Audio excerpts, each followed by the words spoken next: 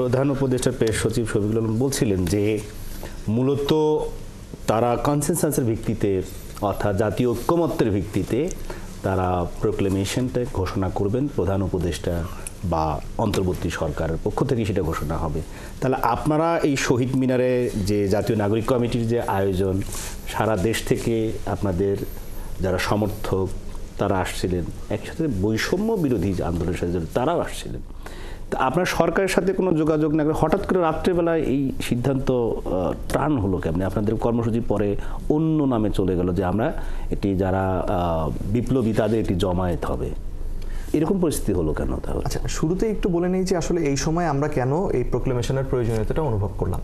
আর যেমনটা শফিক ভাই বলছিলেন যে 90 সালে যে 3 দলীয় জোটের একটা রূপরেখা ছিল, এক ধরনের সেটেলমেন্ট ছিল, সেই সেটেলমেন্টগুলো বাংলাদেশের সেই সেটেলমেন্টের পার্ট যেই পলিটিক্যাল পার্টিগুলো তারাই বিভিন্ন সময় ভঙ্গ করেছে। সেটা একেবারে 95-এর মাগুরা উপনির্বাচন থেকে শুরু করে আমরা যদি শেষ প্যারেকটা ঠুকেছে আওয়ামী লীগ এসে।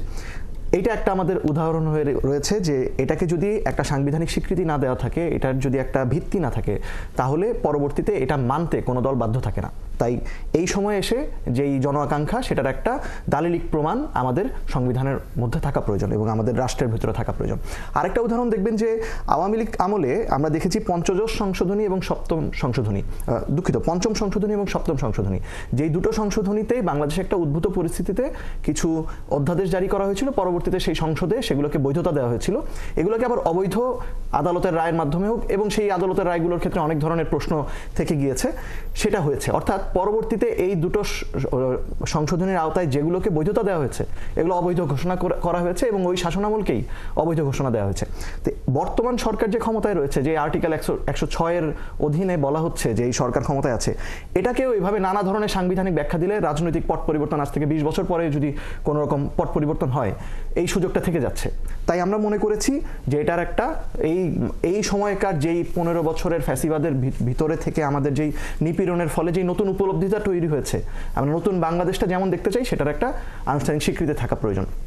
সেটা যখন সরকারের দিক থেকে বলি, অন্য কোনো ধরনের পক্ষের মধ্য থেকেই যখন আমরা এই বিষয়ে কোনো কথা দেখছি না, তখন আমরা দেখলাম যে বৈষম্য বিরোধী ছাত্র আন্দোলন, যাদের নেতৃত্বে এই আন্দোলনটা সফল হয়েছে, সেই প্ল্যাটফর্মটাই এই ঘোষণাটা দিল যে তারা এই ধরনের একটা প্রোক্লেমেশন চায়। এবং এটা যখন তারা বলল, তখন আমরা জাতীয় নাগরিক কমিটি তাদের সহযোগিতায় কাজ করছি, আমরা তাদের এই ডিসিশনটাকে ওন করেছি এবং আমরা মনে করেছি এটাই হওয়া দরকার। এখন সেটা যখন আমরা করা দরকার মনে করেছি, আমাদের প্রস্তুতি ছিল, আমাদের পক্ষ থেকে বিভিন্ন রাজনৈতিক দলের কাছে একটা ড্রাফটও গেছে, তাদের মতামত নেওয়ার জন্য বিভিন্ন ধরনের আলোচনা চলেছে।